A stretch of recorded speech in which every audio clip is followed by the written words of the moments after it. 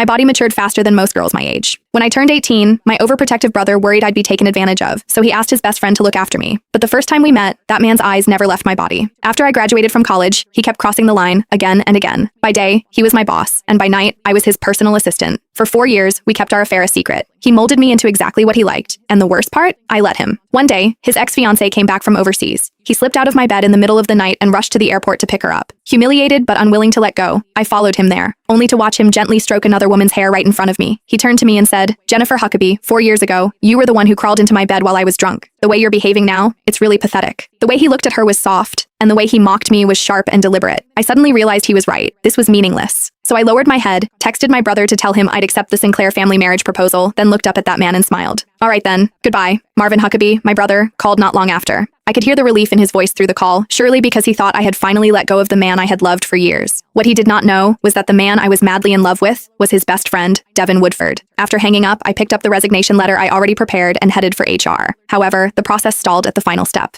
"Ms. Huckabee, if you want to resign within a week, you'll need the CEO's signature for approval." Devin again. Even at the very end, I still could not avoid him. I tightened my grip on my phone, walked to the end of the empty hallway, and dialed that all-too-familiar number. The ringing went on for a long time. Just as I thought no one would pick up, the line clicked. A strange female voice came through. "Hello? Looking for Devin? He's in the shower." In the shower? Those 3 words stabbed my chest like 1,000 poisoned needles. Nonetheless, my voice stayed calm, almost unnaturally so. "No need, thank you." Before she could say anything else, I hung up. The screen went dark, reflecting my pale face. Less than 2 minutes later, my phone buzzed violently again. I stared at Devin's name on the screen for several seconds before answering. "Did you need something?" His tone was businesslike, cold and detached. Just last night, this same man had been on top of me, whispering my name intimately over and over again. My fingers whitened around the resignation letter. "Mr. Woodford, there's a document that needs your signature before the process can go through." He gave a low hum of acknowledgement, then added, almost as an afterthought, "Oh, right. Stop by later and pack up the rest of your stuff. She's moving in. The apartment in the western suburbs is empty. You can stay there. I promised Marvin I'd take care of you." 4 years ago, he pulled me into his bed while drunk, tossing me the charity of being his bedmate. 4 years later, under the excuse of loyalty to his best friend, he was offering me a place to live. His carefully considerate gestures were so absurd, they almost made me laugh. "That won't be necessary, Mr. Woodford," I said, forcing a smile. "I'm an adult. I can take care of myself." Once he signed the resignation form and I finished my last handover, the ridiculous 4 years between us would finally come to an end. Me? I was getting married. I opened my eyes in the hotel room as morning light streamed in. For the first time in years, I felt more awake than in any morning I had spent by Devin's side. I called a car and returned to the villa I'd lived in for 4 years. However, the moment I stepped inside, I almost thought I had walked into the wrong house. The once minimalist black and gray space was instead drenched in warm tones. The entryway wall, where I had begged him for a month to let me hang even a single plush toy, had been transformed into a display filled with stuffed animals.